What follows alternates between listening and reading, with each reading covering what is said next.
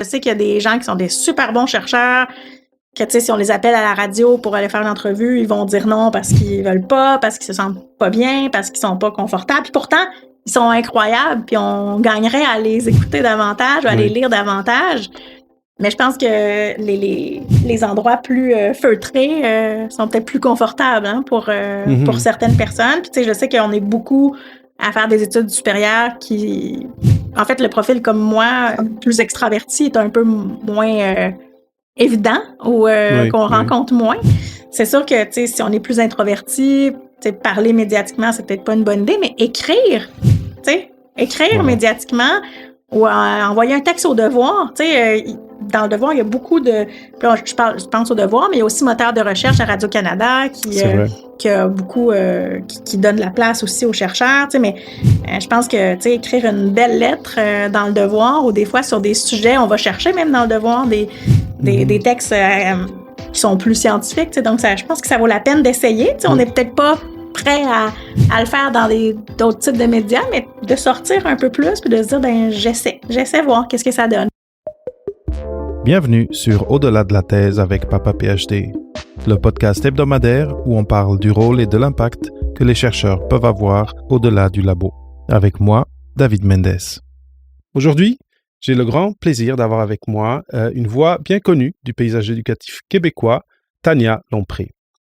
Tania est titulaire d'un doctorat en éducation.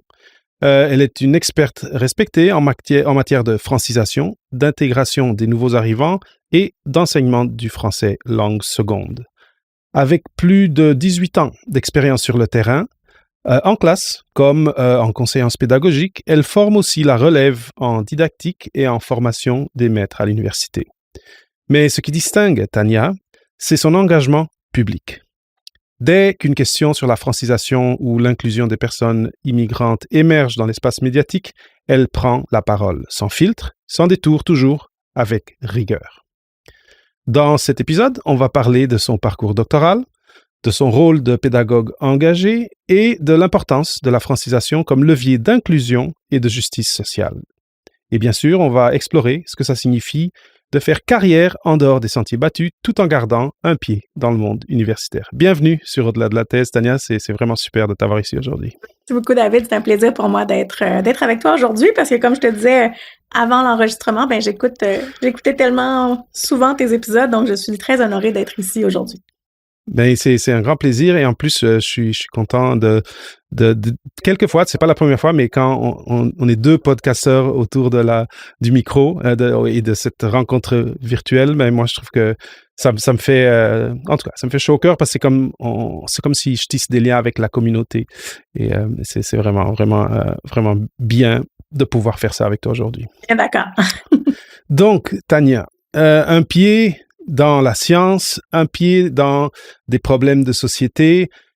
Comment est-ce que la Tania qui entrait dans l'université a comme cheminé vers ce que tu fais aujourd'hui? Parce que c'est ça, c'est pas le chemin canonique espéré ou en tout cas où que quelqu'un peut s'imaginer. On imagine études, maîtrise, doctorat, prof. C'est un peu ça d'habitude qu'on s'attend. Donc, est-ce que tu peux faire un petit voyage dans le temps puis nous décrire un peu plus qu'est-ce qui t'a amené ici aujourd'hui? Ben, tout à fait. Écoute, moi, si tu demandes à mes profs de baccalauréat s'il y avait une chance que je fasse une maîtrise ou un doctorat, sûrement qu'on t'aurait dit non. Donc, tu sais, moi, mon objectif, c'était vraiment de devenir enseignante. Fait que je suis entrée à l'université. En fait, je suis entrée pour devenir journaliste, puis j'ai bifurqué rapidement vers l'éducation parce que je voulais pas être toute seule devant mon ordinateur. J'avais besoin d'être avec des gens. Et le parcours classique pour moi d'enseignement était intéressant à ce sujet-là parce que quand on enseigne, on n'est jamais seul. On est toujours avec des gens, on est toujours en relation humaine. Puis moi, j'avais envie de ça. Donc, je suis devenue enseignante en enseignement du français langue seconde. J'avais vraiment un intérêt particulier, en fait, d'aller enseigner le français aux personnes qui arrivaient au Québec.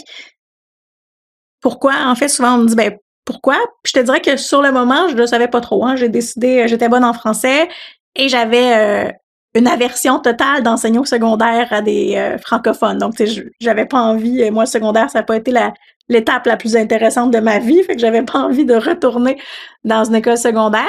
Et Ben, les nouveaux arrivants, c'est comme on était en français, puis j'étais dans la diffusion de ma langue, de ma culture et dans l'aide tout de suite, dans la relation d'aide. Fait que, tu sais, on est vraiment autre chose que seulement un enseignant de français.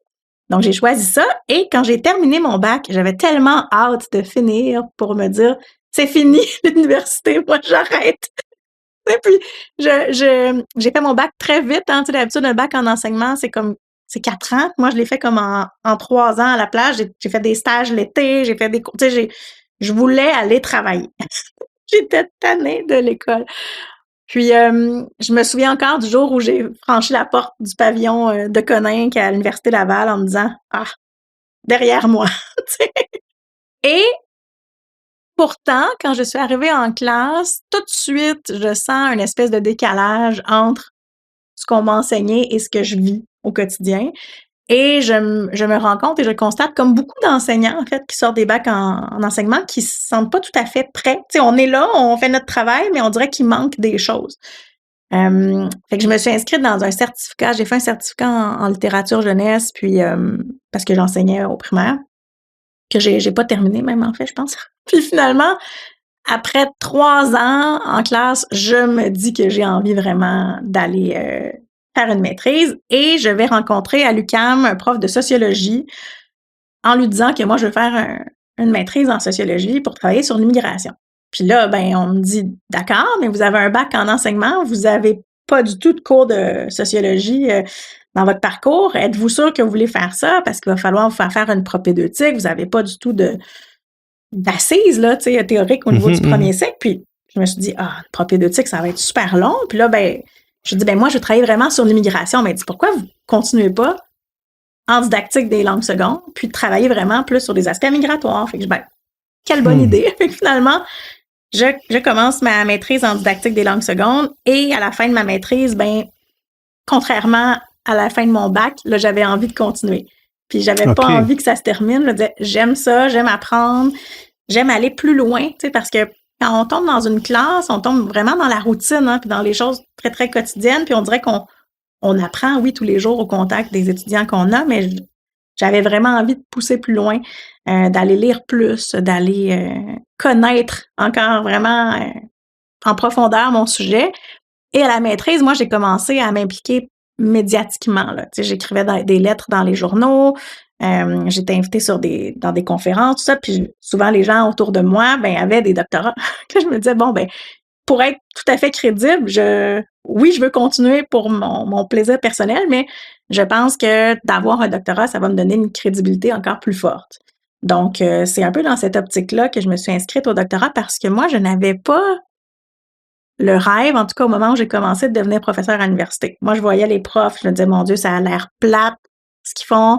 Tu sais, faire des demandes de subventions, faire des comités de travail, tu sais, puis je voyais les profs autour de moi qui disaient « Oh non, il faut que j'aille enseigner. » Tu sais, le cours qu'ils devaient donner dans leur semaine ou les 2 cours parfois qu'ils donnaient, je dis pas que c'est le cas de tout le monde, mais souvent, je trouvais que c'était une charge. Tu sais, donner un cours, c'est comme... Ça tentait pas aux gens, ils voulaient faire de la recherche, ils voulaient faire des comités de travail, ils voulaient rédiger des articles scientifiques, tu sais, vraiment faire des choses comme ça qui, moi, ne m'intéressaient pas. Moi, l'aspect que j'aimais le plus, quand je les entendais parler de leur tâche, c'était l'enseignement. OK. Fait que moi, j'étais vraiment, je pense, à l'extérieur des sentiers battus de gens qui veulent faire de la recherche et qui veulent faire du travail de bureau. Moi, j'avais vraiment envie d'être en contact avec les gens. Donc, ce qui m'allumait, c'était d'enseigner. Puis là, je me suis dit, à ce moment-ci, avec ma thèse, je vais pouvoir enseigner aux futurs enseignants. Et c'est ça qui m'a allumé davantage pour mon parcours. Très bien. Donc, comme quoi, on peut avoir différentes motivations pour se rendre jusqu'au doctorat. Maintenant, j'ai une question parce que tu disais que pendant ta maîtrise, c'est là que tu as commencé à rédiger, j'imagine, des textes et à être un peu, tu sais, comme à participer à des entrevues, etc., pour les médias. Comment est-ce qu'on a accès à ça? Parce que les médias sont autour de nous. En fait, des fois, on est bombardé par les médias, mais c'est un peu opaque, je dirais, pour la plupart des personnes qui sont surtout dans des labos, etc., à faire leurs recherches, de comment est-ce que c'est ça, on commence à avoir une voix la voix, on l'a toujours, mais comme à se donner une voix sur des plateformes un peu plus, tu sais, de grand public. Est-ce que c'est du réseautage? Comment ça se fait? Comment ça marche? Il y a 2 éléments. Moi, j'étais d'abord une lectrice de médias assidue. Là, tous les matins, moi, je lis les 3 quotidiens francophones du Québec. Okay. Donc, j'étais déjà une lectrice et chaque fois que je voyais quelqu'un publier dans la section opinion, tu sais, en dessous, il y avait l'adresse là pour écrire aux journaux. Oui. Tu sais, donc, ça a l'air opaque, tu sais, mais finalement, c'est pas si compliqué que ça d'envoyer une lettre à une adresse générique. Hein. Puis finalement, la première lettre que moi j'envoie, je l'envoie de façon générique, mais j'ai aussi un ami qui publiait beaucoup dans les médias dans ce temps-là, qui m'avait incité à le faire parce qu'il disait, voyons, t'écris bien, t'écris sur Facebook. Dans ce temps-là, c'était beaucoup Facebook, hein, où on écrivait, là, c'est moins le cas maintenant aujourd'hui, mais il y a 15 ans, disons, c'était beaucoup Facebook. Aujourd'hui, c'est plus LinkedIn, j'imagine. C'est plus LinkedIn, puis c'est là que j'écris moi aussi, là, mais il y a 15 ans, j'étais vraiment plus Facebook, puis on m'a dit, sors de Facebook, envoie une lettre à la presse. Puis c'est ça que j'ai fait, la première publication médiatique que j'ai eue, c'était dans le journal La Presse. Puis j'étais tellement contente. Tu sais. Je me suis dit, j'imagine que les profs qui voient leur nom dans une revue scientifique la première fois, ils ont le même type de réaction. Moi, j'étais super heureuse d'être publiée dans un journal à grand public. Et j'ai continué. Donc, j'en ai écrit un, puis un autre, puis un autre. Fait que, tu sais, j'ai commencé à envoyer des textes au Devoir, à La Presse, au Journal de Montréal. Puis, dans peut-être 1 an ou 2 après ça, je publie un premier livre. Donc, en publiant un premier livre, là, les médias se sont encore plus ouverts, je te dirais. Tu sais, là, j'ai été invitée à la télé, à la radio, sur plusieurs plateformes. Puis je me disais, mon Dieu, tu sais, je parle de sujets qui, pour moi, sont normaux, quotidiens. Tu sais, en fait, la réalité des nouveaux arrivants ou des enjeux reliés à la langue française. Et pourtant, tu sais, c'est des sujets qui touchent les gens, mais dont on parle jamais. Il n'y avait pas de... Comment je pourrais dire ça? Il y avait des... Puis je me souviens parce que c'est Mario Dumont qui m'avait dit ça à la télé. Il m'avait dit, il y a beaucoup de logs qui parlent d'immigration, hein, des sociologues, d'autres logs en général, mais des enseignants de terrain qui connaissent les gens qui sont en contact avec l'immigration tous les jours, on n'en entend pas beaucoup. Je pense que c'est ça qui a fait un peu ma spécificité. Donc, tu sais, je connaissais le terrain, puis j'avais aussi un angle scientifique. Tu sais, j'avais les deux pans m'intéressaient. Donc, c'est comme ça que ça a commencé, en fait. Puis, tu sais, j'ai écrit pendant 4 ans au Journal de Montréal. J'ai écrit un 2e livre. J'étais blogueuse, en fait. Là, j'étais pas chroniqueuse. Mais j'ai continué à faire ça. Fait que ça fait 15 ans que quand il se passe quelque chose, je lève la main. Puis, tu sais, autant dans les enjeux de francisation, qui sont vraiment mes enjeux de premier plan. Je voudrais, tu sais, comme chercheur, là, c'est aussi ce qui m'intéresse le plus. C'est mon champ 1, c'est vraiment la francisation des nouveaux arrivants, mais tout ce qui est éducation, parce que, tu sais, moi, je ne suis pas diplômée en linguistique, hein, mon doctorat est en éducation. Donc, c'est vraiment didactique, éducation générale, tout ça, ce sont des sujets qui m'intéressent aussi, dans lesquels j'ai peut-être un peu fait moins ma trace, je vous dirais. Tu sais, je suis intéressée à travailler encore plus en éducation générale, mais vraiment, mon champ 1 demeure la francisation des nouveaux arrivants. Très bien. Donc, ceux qui nous regardent ou qui nous écoutent, c'est ça, c'est s'il y a un médium, ce que je comprends, c'est que s'il y a un médium dans lequel vous êtes intéressé, commencez par être des consommateurs de ce médium et éventuellement contributeurs. Et donc c'est intéressant, c'est ça, t'as raison, c'est pas que la porte est pas évidente, mais c'est juste, c'est quelques petites lettres à la fin d'un texte où là on nous dit, il y a une boîte aux lettres ici, vous pouvez envoyer. Exactement, tu sais, puis souvent, si on le fait pas, on le fait pas, mais puis je comprends qu'il y a des gens pour qui le texte médiatique, ça, je vais pas dire ça comme ça, mais dans le milieu universitaire, souvent ça a moins de valeur.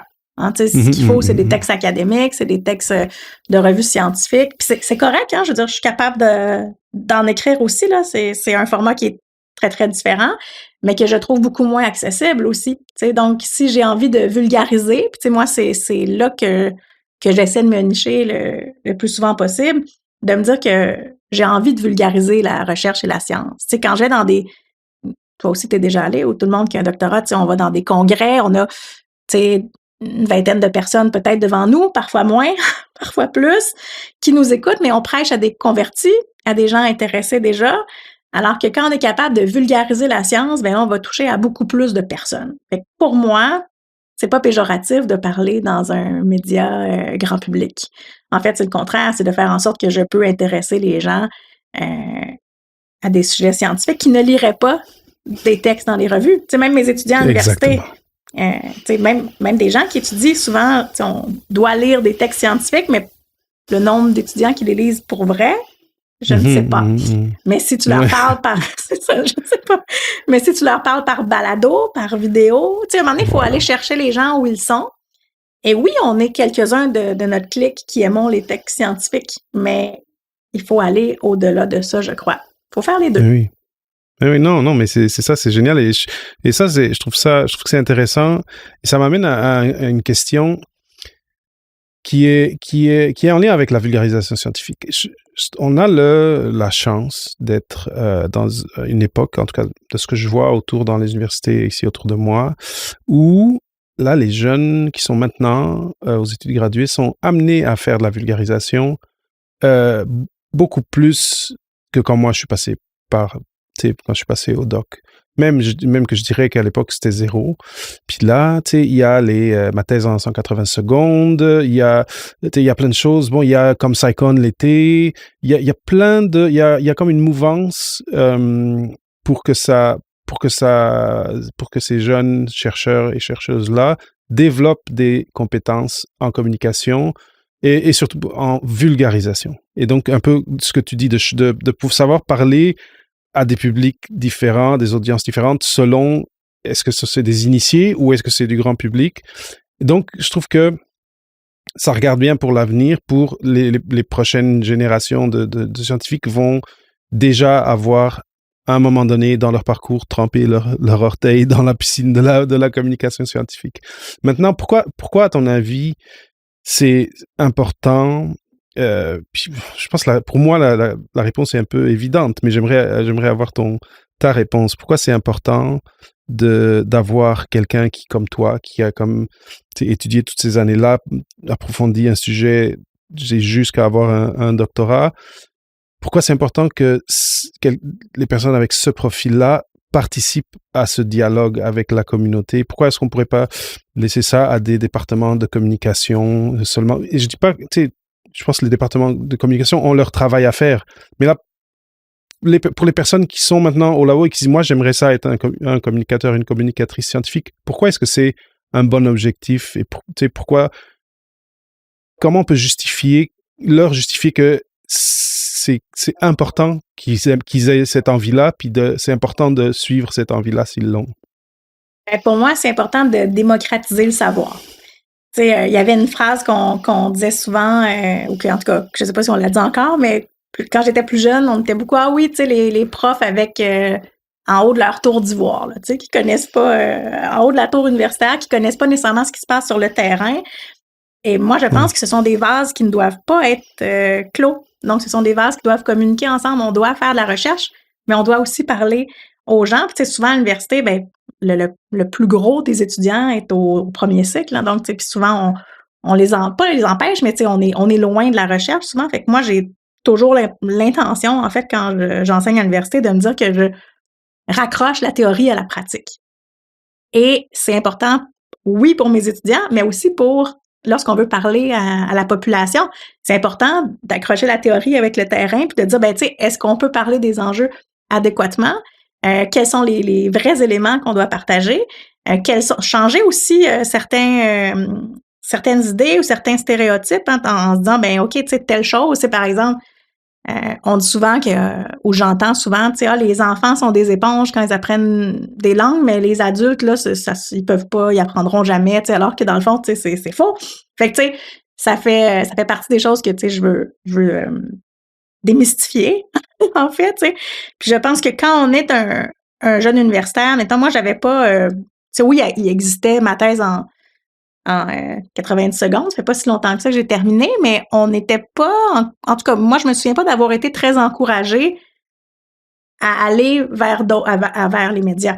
Tu sais, et souvent, c'était même le contraire. C'était, tu sais, quand j'ai commencé mon doctorat, il y a des gens qui disaient « Toi, t'es-tu la fille du Journal de Montréal? » C'est comme, ouais, mais en quoi c'est pas correct? Tu sais, comme eux, tu sais. Puis, on m'avait même dit, si tu veux faire un CV universitaire, ben, tu sais, il faut que tu arrêtes d'écrire dans les journaux, de faire des choses comme ça. Il faut que tu te concentres sur des articles scientifiques. Ce que j'ai pas vraiment fait, en fait, peut-être que c'est une erreur, je sais pas. Mais moi, je me suis dit, c'est pas vers ça que je veux me diriger. Tu sais, oui, je suis capable d'écrire des textes scientifiques, puis j'en ai écrit, puis c'est correct, puis j'en écrirai probablement encore dans l'avenir. Mais je pense qu'il faut être capable de jouer sur plusieurs toiles. C'est comme un peintre qui peint sur différents canevas. Tu sais, il faut pouvoir s'adresser à tout type de personnes là où ils sont. Donc, tu sais, on s'adresse aux chercheurs dans la revue scientifique, mais on s'adresse au terrain avec d'autres types d'écriture, d'autres types de rédaction, d'autres types de diffusion des savoirs aussi. Et je pense qu'être capable de naviguer sur tous ces plans-là, ça fait de nous des meilleurs chercheurs aussi. Non, moi, en tout cas, je suis totalement d'accord avec toi. Puis je te disais que je m'attendais à ce que tu aies une bonne réponse. Puis en tout cas, tu l'as fait bien complète. Maintenant, du point de vue de la personne qui est en recherche et qui aimerait peut-être devenir communicatrice scientifique, je pense que c'est clair avec ce que tu viens de dire. C'est lequel l'intérêt, puis c'est quoi la richesse que ça apporte à cet échange-là qui se fait constamment tous les jours avec, je sais pas moi, en santé, en migration, etc. Tous les jours. Maintenant, j'aurais une curiosité par rapport à ton expérience terrain dont tu parlais. Parce que je me demande, donc quand tu es dans une école, puis d'ailleurs, là, est-ce que ces temps-ci, je ne sais pas si c'est quelque chose que tu continues à faire, d'enseigner des gens qui sont en francisation, mais j'aimerais savoir, est-ce que pour eux, tu penses que ça fait une différence, ton bagage scientifique dans la pratique des cours, des échanges, de l'apprentissage? Est-ce que tu sens qu'il y a aussi des vases communicants là-dedans et que tu apportes à cette interaction-là avec cette population particulière quelque chose de plus de par ton bagage scientifique? Ou est-ce que c'est déjà quelque chose qui est comme en arrière de ce que tu fais, qui alimente ce que tu fais et qui donc informe ta façon de faire, mais qui n'est pas tant transparent pour les personnes qui sont devant toi, le fait que tu es une scientifique? Ça, c'est une super bonne question. C'est une bonne question, puis je pense qu'il faut qu'on la décompose un peu parce que, tu sais, il y a deux... Oui, décompose. Prends ton temps parce que en la faisant la question, j'ai vu que c'était un peu comme... J'ai arrêté parce que ça pouvait aller loin. Non, mais vas-y. Va, mais tu sais, je pense que les deux pôles nourrissent. Tu sais, autant le terrain nourrit la chercheure ou la scientifique que la scientifique qui est capable d'aller nourrir le terrain. Est-ce que les apprenants, est-ce que les étudiants dans ma classe savent? Quand j'ai eu mon doctorat, ils savaient parce que mes collègues venaient me féliciter, puis là, ils étaient comme « Oh! » Ils trouvaient ça donc bien surprenant. Wow. Puis ils disaient « Docteur, pourquoi? » Comme, je pense qu'il y avait un pourquoi aussi. Là, il y avait deux aspects. Il y a pourquoi tu es encore ici. Il y avait aussi le à quoi ça sert. Parce que moi, je dirais pas que...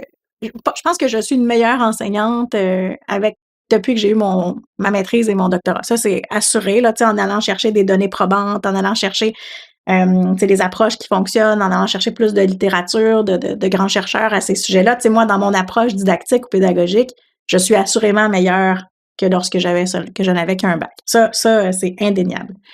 Après ça, est-ce qu'on a besoin de faire des études supérieures pour être enseignant? Est-ce que mes étudiants se sont rendus compte que j'avais des techniques ou des façons de faire qui venaient de la recherche? Probablement pas, en fait. Ils se sont juste dit que j'étais une bonne enseignante, je crois. Mais d'un autre côté, je trouve ça bien parce que je peux aussi parler avec mes collègues puis enrichir les pratiques pédagogiques ou didactiques de mes collègues. Moi, je ne suis pas cette année en classe depuis la rentrée, mais c'est ma première année où je ne suis pas dans une classe à temps. L'année dernière, j'étais à temps partiel. Cette année, je n'ai pas pris de contrat du tout parce que j'avais beaucoup, beaucoup de charges à l'université, puis j'avais le projet d'écrire un autre livre. Fait que, j'étais beaucoup dans d'autres choses.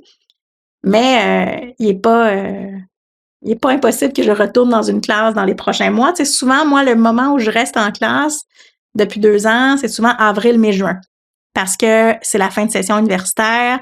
Donc, il y a moins, tu sais, je suis moins occupée à l'université, fait que j'ai des moments dans l'année où je me dis que je reste sur le terrain.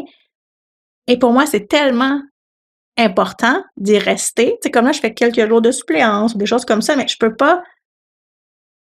même pas imaginer un moment où je ne serai plus du tout sur le terrain. Parce que, tu sais, ne pas avoir cette sensibilité-là ou cette connaissance du terrain-là, moi, comme formatrice de maîtres, par exemple, c'est comme formatrice de futurs enseignants, j'ai souvent pensé pendant mon bac que hey, certains profs sont déconnectés du terrain, c'est pas comme ça que ça se passe. Tu sais, hier, par exemple, je terminais un cours à l'université, puis une étudiante qui est venue me voir en me disant, tu sais, ça a été le cours où j'ai appris le plus sur la vraie réalité de mon futur travail. Tu sais, puis pour moi, c'est un cadeau de me faire dire ça.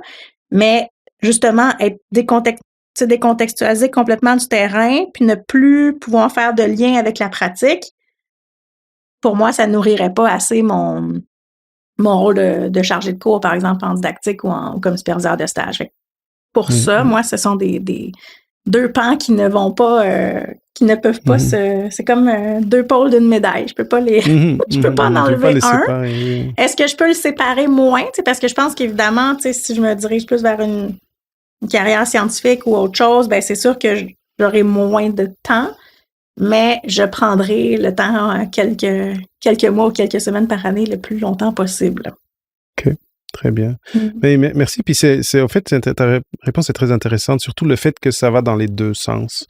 Donc, la science alimente ta pratique, mais ta pratique alimente tes réflexions scientifiques et ce que tu offres après à l'université. Bien sûr, parce que sur le terrain, tu vas voir des choses, où tu vas rencontrer des situations où tu te dis, oh, tu sais, qu'est-ce que c'est ça? Ou qu'est-ce que, tu sais, puis de dire, ben, je vais m'y intéresser.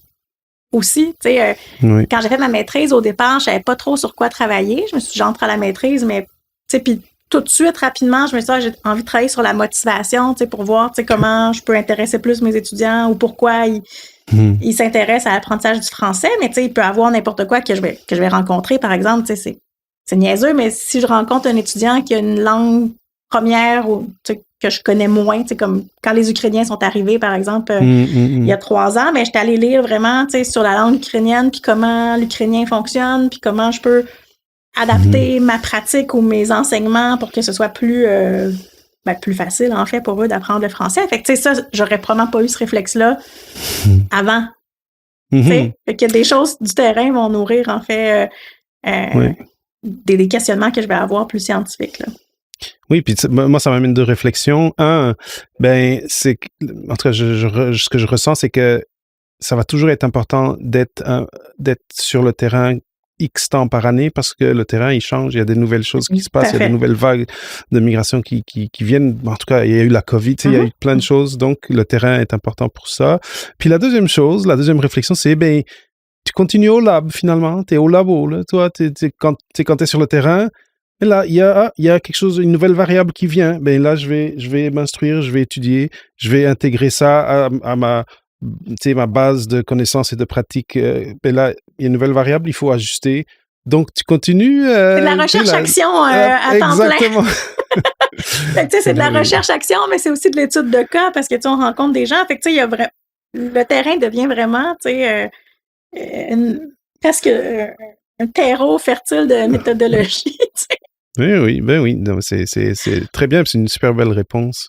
Maintenant, une question qui vient souvent, puis ça, tu l'as un peu mentionné d'une autre façon il y a quelques minutes, c'est « Ah, mais là, tu sais, je vois des personnes dans d'autres domaines qui se mettent de l'avant sur des plateformes publiques, mais là, mon mathématique est sensible ou peut être, je sais pas, peut donner origine à de la polémique ou être politisé. Tu sais, des fois, si on pense à la pandémie, tu peux sortir sur la place publique et là te faire ramasser par l'opinion publique et toi, tu n'as jamais été exposé à ça et là, il faut que tu ailles chercher de l'aide pour même psychologiquement dealer avec ça. Bon, je dis pas que c'est quelque chose que tu as vécu, mais quand on vient strictement et purement du labo, du milieu scientifique, de notre maîtrise, de notre doctorat, et qu'on met notre pied sur la place publique, c'est un environnement complètement différent. Et il y a des gens qui ont peur parce qu'ils ont vu des choses se passer, ou avec des collègues, ou des choses qui sont sorties dans les médias. est-ce que, tu sais, si ça, disons que ça, c'est l'aspect qui empêche la personne qui nous écoute ou qui nous regarde d'y aller, qu'est-ce que tu aurais à leur dire pour qu'ils se permettent de le faire dans une sécurité ou sans sentir qu'ils sont en train de se vulnérabiliser d'une certaine façon. Est-ce que ça a du sens pour toi? Parce que c'est ça, quand on parle publiquement, c'est sûr qu'on prête flanc à la critique, c'est sûr que, tu sais, c'est sûr que le labo tranquille est moins propice, en fait, à vivre des moments comme ça. Je pense qu'il faut quand même avoir une personnalité un peu plus, je vais pas dire coriace, là, c'est peut-être pas le bon mot, mais tu sais, d'être prêt là, aux choses qui se passent. Puis, c'est sûr qu'il n'y a jamais personne qui va être 100% d'accord avec toi, tu sais, des deux côtés, là, tu sais, peu importe ce que tu vas apporter, il y a puis même en recherche, tu vas arriver avec des choses, puis on va avoir une contre-recherche 2 ans plus tard, tu sais, donc il faut être prêt je crois, à ça, puis quand on décide d'endosser un rôle un peu plus, peut-être pas grand public, mais un peu plus public, ben c'est sûr et certain, je crois qu'on comment je pourrais dire ça, qu'on supprime un peu des éléments de confiance, pas de confiance, mais il faut avoir de la confiance justement pour oser le faire. C'est pas tout le monde qui est capable de le faire. Je sais qu'il y a des gens qui sont des super bons chercheurs, que, tu sais, si on les appelle à la radio pour aller faire une entrevue, ils vont dire non parce qu'ils veulent pas, parce qu'ils se sentent pas bien, parce qu'ils sont pas confortables. Puis pourtant, ils sont incroyables, puis on gagnerait à les écouter davantage ou à les lire davantage. Mais je pense que les endroits plus feutrés sont peut-être plus confortables, hein, pour certaines personnes. Puis, tu sais, je sais qu'on est beaucoup à faire des études supérieures qui... En fait, le profil comme moi, plus extraverti, est un peu moins évident ou qu'on rencontre moins. C'est sûr que, tu sais, si on est plus introverti, tu sais, parler médiatiquement, c'est peut-être pas une bonne idée, mais écrire, tu sais, écrire médiatiquement ou envoyer un texte au Devoir, tu sais, dans le Devoir, il y a beaucoup de... Je pense au Devoir, mais il y a aussi Moteur de recherche à Radio-Canada qui a beaucoup... qui donne la place aussi aux chercheurs, tu sais, mais je pense que, tu sais, écrire une belle lettre dans le Devoir ou des fois sur des sujets, on va chercher même dans le Devoir des textes qui sont plus scientifiques, tu sais, donc je pense que ça vaut la peine d'essayer, tu sais, on n'est peut-être pas prêt à le faire dans d'autres types de médias, mais de sortir un peu plus puis de se dire, ben j'essaie voir qu'est-ce que ça donne, j'essaie la réception que ça a, puis tout est intéressant. Je pense qu'on peut vulgariser tous les sujets de recherche. J'ai une collègue qui travaille sur la mort, tu sais, et je trouve ça fabuleux, en fait, là, comme psychologue, de travailler sur la mort. Je dis souvent, ben, tu pourrais faire un balado, un livre, une lettre ouverte. Tu sais, je pense qu'il y a plein de sujets super intéressants. Tu sais, qu'on travaille en migration, qu'on travaille en maths, qu'on travaille en biologie. Il y a assurément des choses qui intéresseront le grand public. Oui, c'est vrai. Et on a la chance, je pense, au Québec, d'avoir un milieu bien établi. Excuse-moi. On est chanceux d'avoir au Québec un milieu bien établi de la vulgarisation scientifique. Tu parlais de moteurs de recherche, il y a les débrouillards, Curium, en tout cas, pour l'émission Curium, mais après aussi à la télé, des différentes émissions. Et comme tu disais, c'est la première voie que tu as suivie, qui est quand même très, en bon français, safe, d'envoyer un texte à un journal pour que peut-être il soit publié. Mais là, on n'ouvre pas tant le flanc que ça. Donc, ce que je comprends, c'est on peut y aller graduellement. Puis rester, si on est surtout introverti, rester quand même dans une certaine sécurité. Après, je sais pas si toi, en tout cas, si toi t'as eu, parce qu'on n'en a pas parlé auparavant, des expériences je sais pas, de voir un commentaire pas très cool à quelque chose que t'as écrit ou posté, parce que je sais que ta thématique, elle peut être fracturante dans certains milieux. Comment est-ce qu'on deal avec ça, là? Parce que je sais que, par exemple, moi, je fais partie de l'ACS, l'Association des communicateurs scientifiques du Québec, et ils sont en train de préparer une trousse d'autodéfense pour le communicateur scientifique. Et est-ce que toi, t'as des trucs, t'as quelque chose qui pourrait faire partie d'une telle trousse? Oui. Maintenant, peut-être un peu moins qu'avant, là, mais je vous dirais que quand moi j'ai commencé à écrire, c'était le temps des blogs. Là, c'est plus vraiment les blogs, là, c'est mode. Là, les blogs, d'après moi, c'est comme revenu, mais ça a d'autres noms. Bon. C'est sur LinkedIn, tu fais c'est ça. C'est ça. Moi, j'écris sur LinkedIn, c'est devenu mon blog. Ouais, Substack qui mais c'est sûr que, dans le temps où j'étais au Journal de Montréal, moi, comme blogueuse, là, il y avait des commentaires ouverts, tu sais. Puis premier truc, c'était genre, vas-y pas, va pas lire, tu sais. Puis pourtant, au début, moi, j'ai lu, j'ai dit, mon Dieu, tu lis les premiers commentaires, des fois, tu te dis, bon, il y a des gens qui ont vraiment rien à faire ou des gens qui ont absolument pas compris qu'est-ce qui est écrit là. Fait que, tu sais, moi, je suis cordonnière très mal chaussée parce que je disais aux gens, va pas lire. Puis moi, je lisais. Toi, t'y allais. Tu sais, souvent, je répondais aux gens, oui, mais tu sais, j'aime pas qu'on m'aime pas. Tu sais, comme personne, là, pas qu'on m'aime pas, mais je veux dire, j'aime essayer de rétablir les choses ou tout ça, mais le premier conseil, ce serait lis pas ou lisez pas les commentaires, mais maintenant, c'est moins le cas, là, dans la réalité dans laquelle on vit, mais c'est aussi de se dire qu'on peut pas plaire à tout le monde, hein. C'est sûr et certain que vous plairez pas à tout le monde, puis surtout dans le milieu qui m'intéresse le plus, là, l'immigration, c'est sûr que je te dirais que là, en 2026, ça change. 2026. En 2020, on va être en 2025 encore, mais fin 2025, début 2026, je crois qu'on peut dire plus de choses. Il y a des choses que moi, je disais il y a 10 ans où on me disait, tu peux pas dire ça. Tu peux pas dire ça ou tu peux pas parler de ça, ou des gens qui étaient même près de moi qui disaient genre, ça n'a pas d'allure de dire ça, qui le disent maintenant. Wow, OK.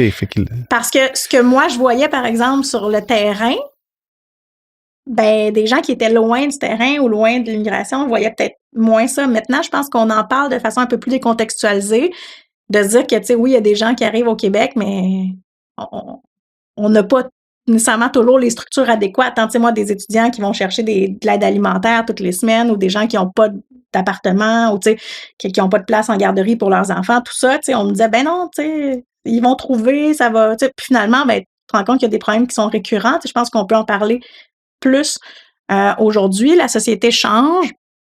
Puis, tu sais, même au niveau des politiques, des fois, tu sais, les choses prennent 2-3 ans à changer, mais ça finit par changer. La société, c'est dynamique, hein? C'est pas toujours... en fait, c'est jamais une ligne droite qui ne bouge pas. Donc, tu sais, c'est sûr qu'il faut s'adapter à ça, mais je pense que, tu sais, il faut être prêt quand on dit certaines choses, ou sinon, on peut rester quand même dans un lieu qui bougera moins, hein, ou dans des types de déclarations qui bougeront moins.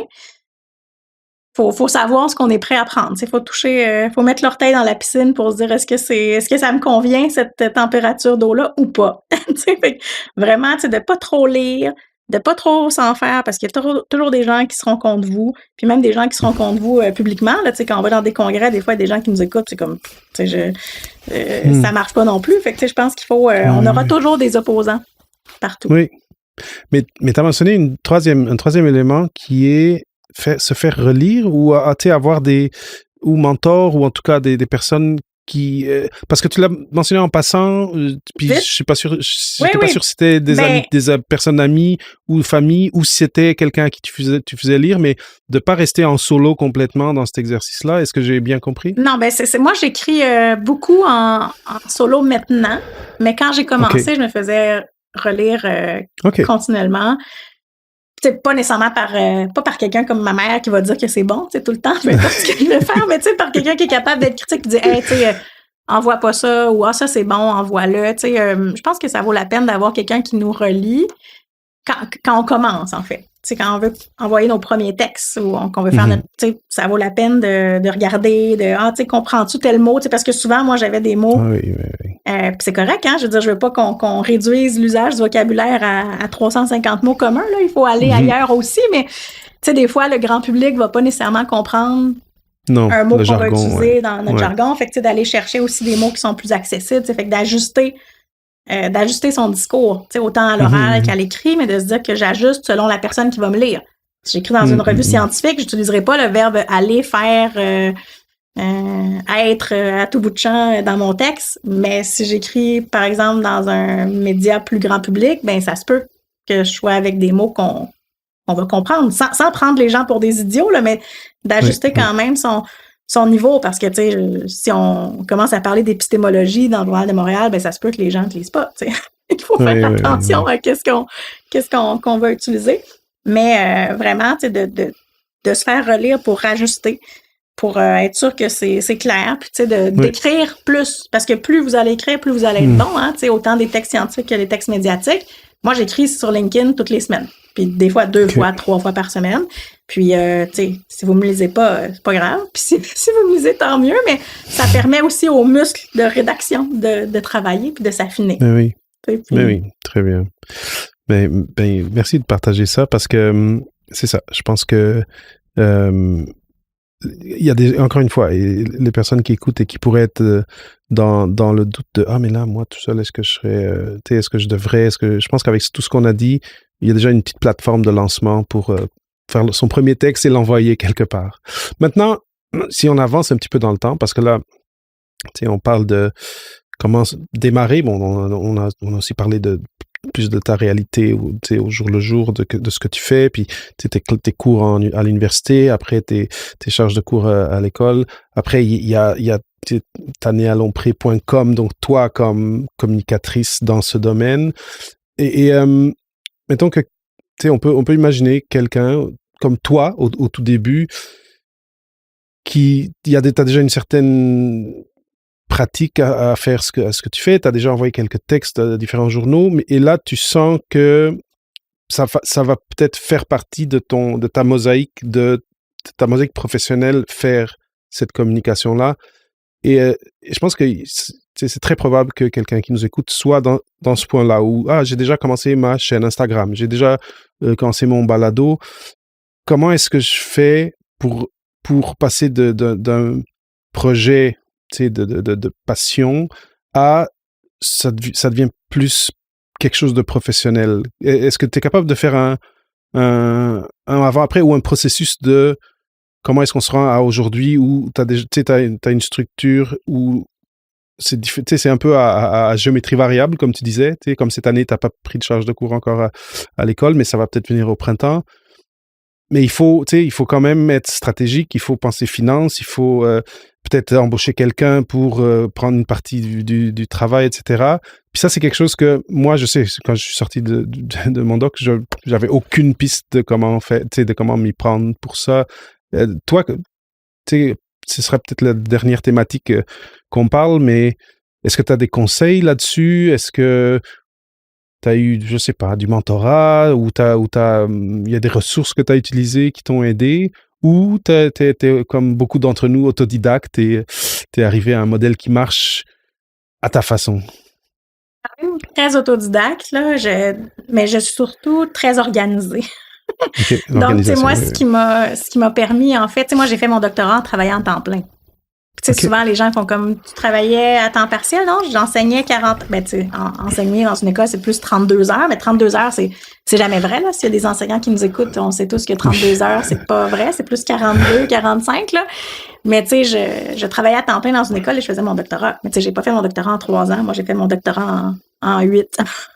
Je crois, tu sais, fait que ça m'a pris du temps. Mais, tu sais, j'enseignais, tu sais, fait que, puis j'ai réussi à faire ça parce que j'étais très organisée, tu sais, mon samedi matin, tu sais, c'est rare que vous allez me trouver dans un restaurant à déjeuner avec des amis, là, j'étais devant mon ordinateur jusqu'à midi, 1h. À la fin de ma thèse, j'ai travaillé avec Taisez-vous, que vous connaissez peut-être. Oui. Taisez-vous, qui font pour ceux qui connaissent pas, c'est en fait un organisme qui met en lien des gens qui rédigent une thèse, un mémoire de maîtrise, ou même quand on a terminé. On peut continuer à rédiger avec Taisez-vous. Ils font des retraites d'écriture, ils font des temps matinales. Et moi, je faisais ça, des temps matinales. Donc, je mettais mon cadran à 5h du matin et je rédigeais de 6h à 8h avec eux 3 matins par semaine. Ça m'a beaucoup aidé. Fait que, tu sais, j'avais des moments, tu sais, c'est ça, moi, j'utilise chaque minute de ma vie de bonne façon. Tu sais, je pense que si on veut réussir à avoir une carrière plus réactive, parce que moi, c'est un mot que j'aime utiliser pour moi, tu sais, j'enseigne à l'école, j'enseigne à l'université, je fais de la rédaction, je travaille dans les médias, je donne des conférences, je fais des formations, tu sais, j'ai vraiment un horaire un peu éclectique. Mes semaines ne se ressemblent pas, tu sais, je ne suis pas une personne routinière, donc ça me fait plaisir à moi, mais si vous voulez commencer à mettre d'autres dimensions, dans votre vie, ben, il faut bien gérer votre temps. Puis, faut se dire aussi qu'il faut en faire de façon récurrente. Moi, il n'y a pas une semaine où je n'écris pas sur mon LinkedIn. Même si des fois, je me dis, bon, qu'est-ce que je vais écrire cette semaine? Il se passe absolument rien. Ben, je vais me trouver quelque chose à écrire parce que ben, je dois continuer à écrire. Puis, même chose, j'ai un balado, moi aussi, puis j'ai un épisode aux 2 semaines, puis des fois, je suis comme, bon, qu'est-ce que je vais faire cette semaine? Ben, je m'assois, puis je me trouve quelque chose à faire parce que je garde ma récurrence ou je garde ma constance, et je pense que c'est important. Mais vraiment, pour la gestion du temps, moi, j'ai même, pendant mon doctorat, vers la fin, j'avais consulté quelqu'un qui s'appelle la planificatrice, là, pour me gérer encore mieux mon horaire que ce que moi, je faisais, qui était une coach en gestion de temps. Mais tu sais, à la base, moi, je suis vraiment...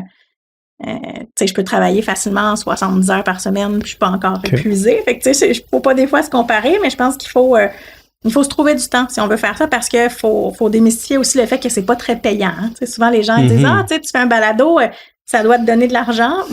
Non, c'est plus une dépense qu'une source de revenus.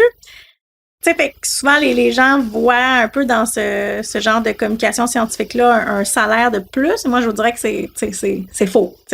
Non, c'est faux. Oui, je confirme. C'est faux. Là. Quand j'envoie une lettre souvent, les gens disent comment ils te payent pour publier une lettre dans la presse ou dans le Journal de Montréal, dans le Devoir? Ben, rien. Je veux dire, quand tu publies un texte qu'on envoie dans les courriers des lecteurs, tu n'es pas rémunéré.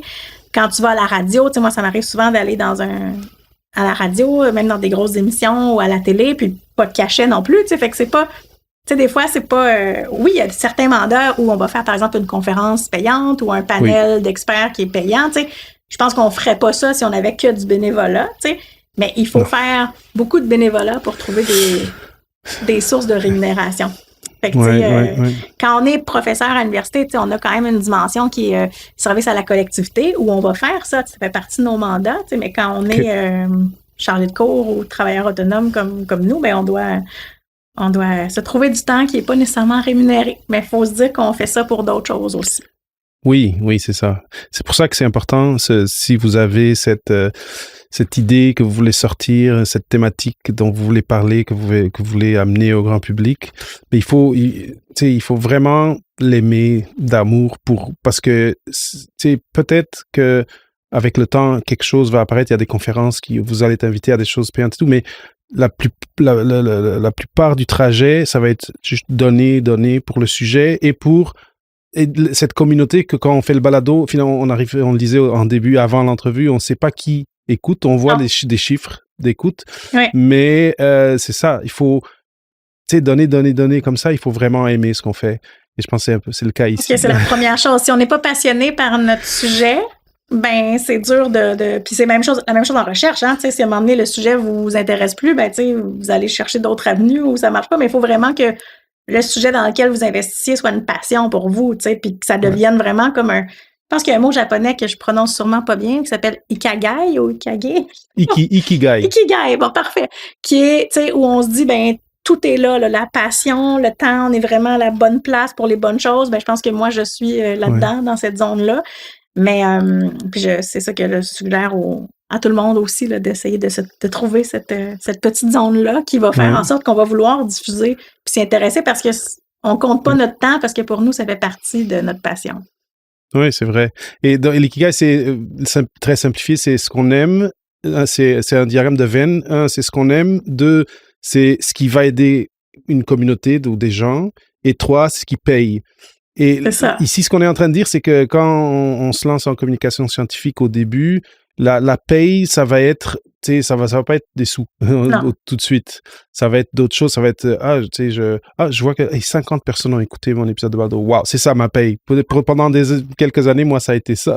Oui, ma paye, moi, c'est souvent quelqu'un qui m'écrit un petit message sur LinkedIn pour me dire, hey, je viens d'écouter ton dernier balado, ça m'a aidé pour une piste dans ma classe, ou j'ai lu ton texte, j'ai appris quelque chose. Pour moi, ce sont des payes. C'est vrai. C'est vrai, exactement. Et donc, si vous aimez cet épisode, écrivez à David pour lui dire. Oui, et à Tania, oui, c'est vrai, exactement. En tout cas, Tania, on arrive à la fin de notre épisode, mais avant de partager un petit mot de la fin, si les personnes qui nous regardent, qui nous écoutent, aimeraient te contacter, trouver ce que tu fais, aller voir, parce que ton balado est vidéo et audio, Donc, où est-ce qu'ils trouvent tout ça, ton contenu, ton site web et c'est laquelle la plateforme idéale pour te contacter et puis te dire « Ah, j'ai vraiment apprécié ce que tu as dit » ou « Non, j'ai vraiment pas aimé ce que tu as dit ». Ben, la plateforme que j'utilise le plus, c'est LinkedIn. Là, donc, c'est vraiment celle où j'écris le plus, où je partage ce que je fais, où j'ai ma communauté, entre guillemets, là, qui me lie. Ensuite de ça, j'ai tanialompré.com, qui est mon site web, donc pour faire affaire avec moi, là, les services que je donne, conférences, formations, développement de matériel pédagogique ou de projets reliés à l'immigration. Et j'ai évidemment, avec ou sans accent, mon balado qui est disponible là, sur YouTube, sur Spotify ou sur Apple Balado ou n'importe quelle autre plateforme d'écoute. Oui, c'est ça, exactement. Parfait. Très bien. Et donc, sur LinkedIn aussi, Tania Lompré, c'est facile. Ou est-ce qu'il y a un mot-clé Est-ce que aussi, avec ou sans accent, est sur LinkedIn indépendamment ou non? Non, pas encore. C'est une bonne idée. Il faudrait peut-être que je fasse ça aussi.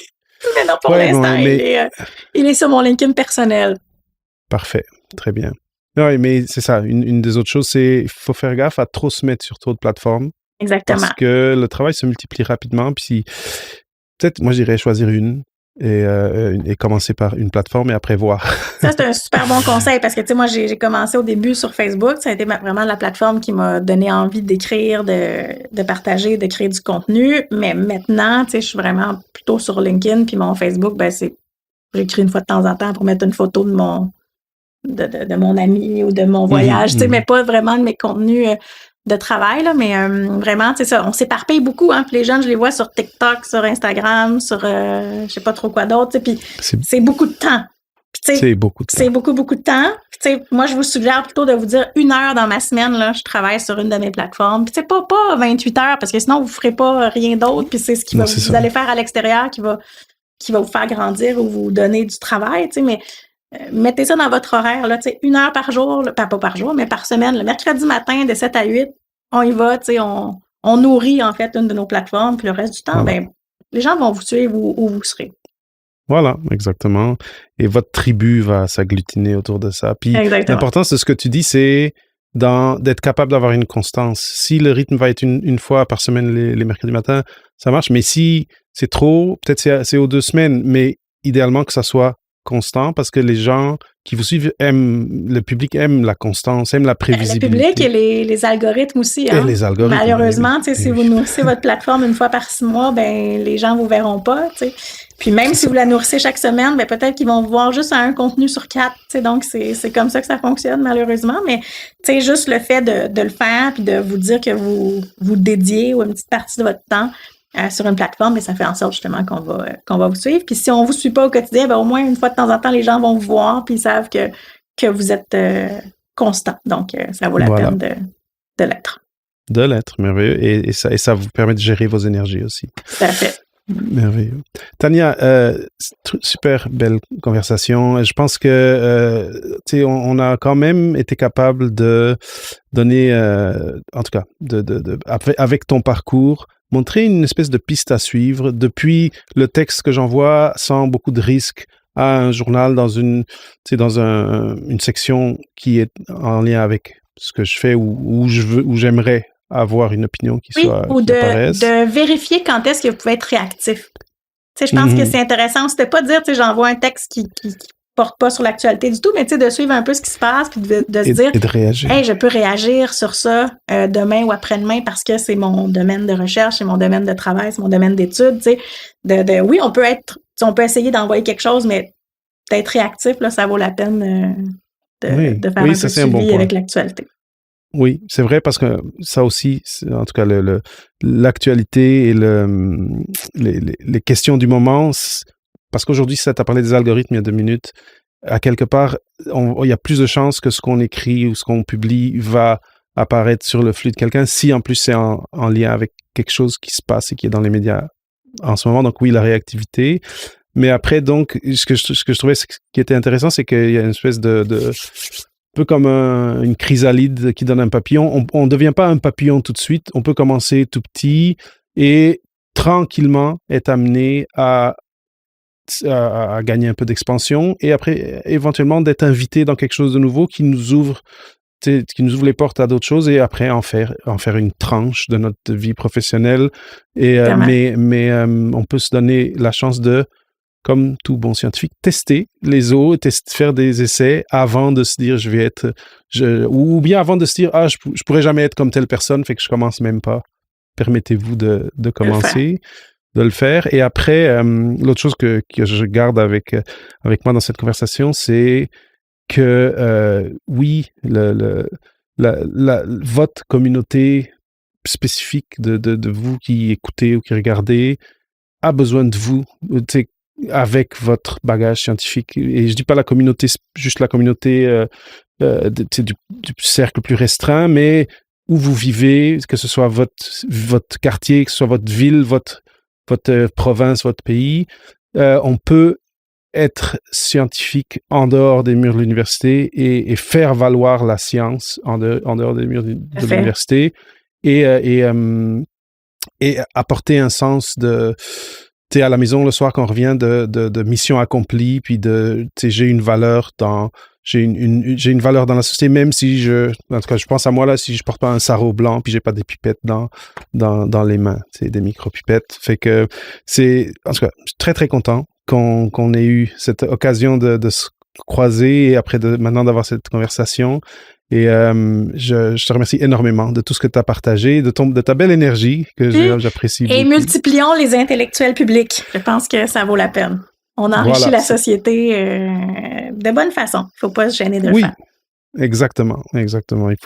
Tout le monde devrait pouvoir participer et la représentation de cette communauté, elle est importante aussi. Donc, Tania, merci énormément. Merci beaucoup, David. Une super belle conversation. Pour moi aussi. C'est ça. Bravo pour tout ce que tu fais et j'espère que tu vas continuer à avoir de super beaux projets. Moi aussi. Merci beaucoup. Merveilleux. À bientôt. Merci d'avoir écouté ce nouvel épisode d'Au-delà de la thèse avec Papa PhD. Si tu te poses des questions par rapport à ton avenir professionnel après le doctorat, rends-toi sur school.com/papaphd, donc skool.com/papaphd, et rejoins-moi, mais aussi une communauté de gens comme toi qui font de la recherche, mais qui sont aussi intéressés à ce qui existe professionnellement en dehors du labo pour toi. À bientôt!